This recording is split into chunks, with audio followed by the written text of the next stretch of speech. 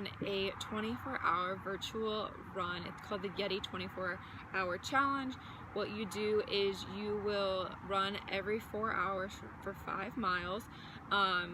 So I'm starting at 7, then I'll go off again at 11, go off 3, then 7, then 11, and then a 3, and I'll have 24 hours done, which is 30 miles. I'm really excited. I think it's good to just get your body moving. It's much different than 26.2 because that's in one consecutive time, but I think it's definitely a challenge to get your body out there and do it in chunks. You know, you have to like recharge and reset and make sure you're hydrating well and getting all of those preparations to start another 5 miles. So I'm really excited and we'll see how it goes.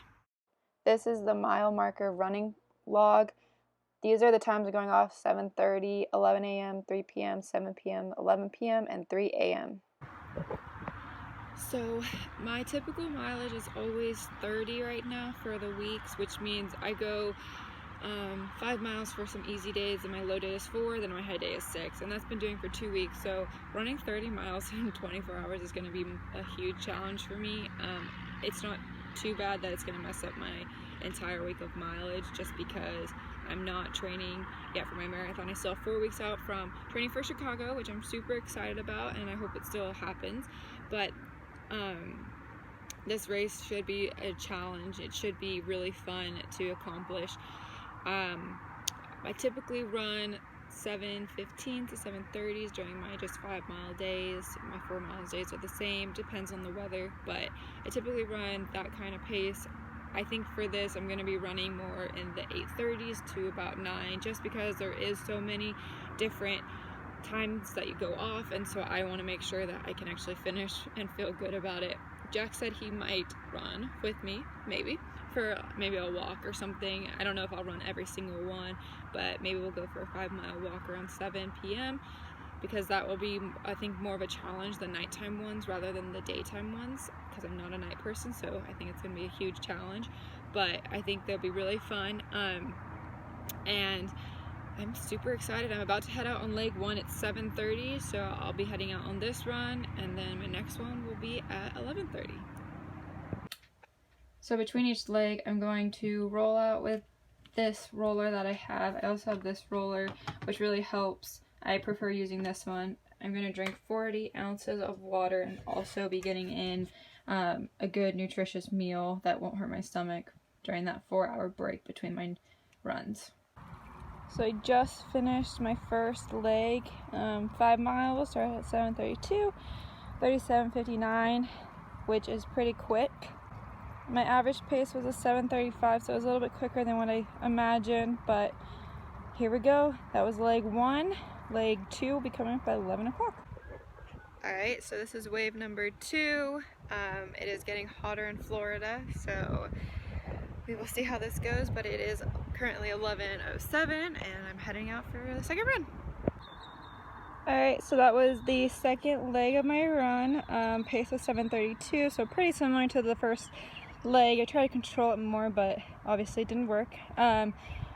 I think the next leg might be a little bit more challenging because it's the 15-mile mark, which the middle is always the most difficult, but staying mentally tough and, you know, keeping positive thoughts within your mind throughout the whole thing is really helpful. So on to leg 2, or on to leg 3 in 4 hours. My cheerleader over there.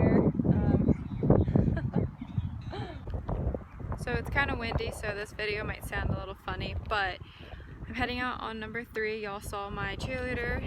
He's outside right now, so that's pretty nice. I'm doing the next 5 miles, which after this will hit 15, and then I have 15 more miles to do.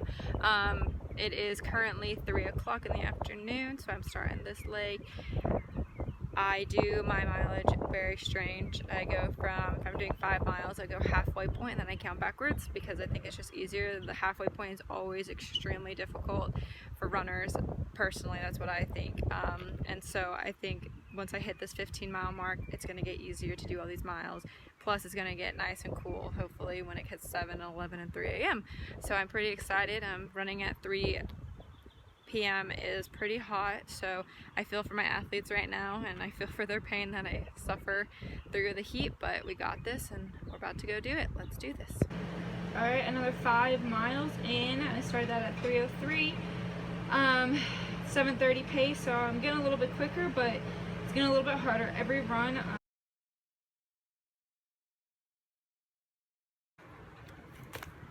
It's Maddie's fiance Jack coming to you live. Got my running socks on, my running shoes, my sporty headband. Not excited. I hate running. This is leg 4. We're doing walking and running, so it's gonna take a little bit longer this one, but it's a nice break, so I'm excited. It's gonna be a while. So we went off at 6:23 p.m. instead of going off at 7 because I knew the walk was gonna take a long time. It took us an hour and 31 minutes to go 5 miles. Crazy. So it's 11, just woke up from a 2-hour nap. I'm super exhausted.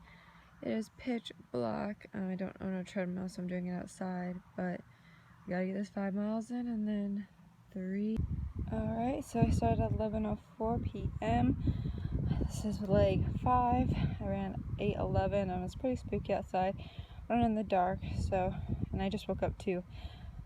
About 10 minutes before I started my run, so I took a 2-hour nap. Now it's time to recharge and sleep and go for leg 6. 3:10 a.m. It's pitch black again. I'm letting Jack sleep, but this is my last run, last 5 miles. Super stoked. I'm excited I did this. It's extremely difficult to wake up at 3 a.m. and run, but we got this. Oops. I officially did it. That was my last 5 miles. I ran off at 3:14. There we go. Running is a physically and mentally challenging sport. It requires determination and sacrifice. It requires some of the earliest hours in the morning. It requires you to step out of your comfort zone, pushing yourself to achieve the goals that are reachable and the ones that seem a mile away. The injuries that set you back, but the recovery that puts you 10 times forward. The runners who are naturally gifted at running and the ones who work just a little harder. The love and support to push and give it all you got. To the races that have made you cry because of the pain, cry because of victory, or cry because of a loss. To the teammates that encourage you to become the runner you are today, and to the coaches who know your potential and will push you to achieve goals you never even set for yourself. To the family and friends who stand on the sideline and cheer you on. To the parents who travel everywhere to watch you achieve your dreams and goals. And to the ones who believe in you. Running is not an easy sport. It takes time, discipline to get to where you want to be. Every push off from the ground is closer to the mile mark. Every mile has a meaning. Every run has a meaning. Every race has a meaning. Running is a sport that requires you to step into the unknown and chase each mile with a goal in mind. Don't be scared to chase a goal bigger than yourself.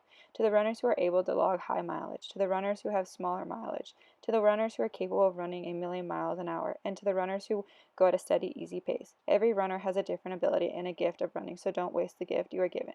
As Steve Prefontaine would say, to give less than your best is to sacrifice the gift.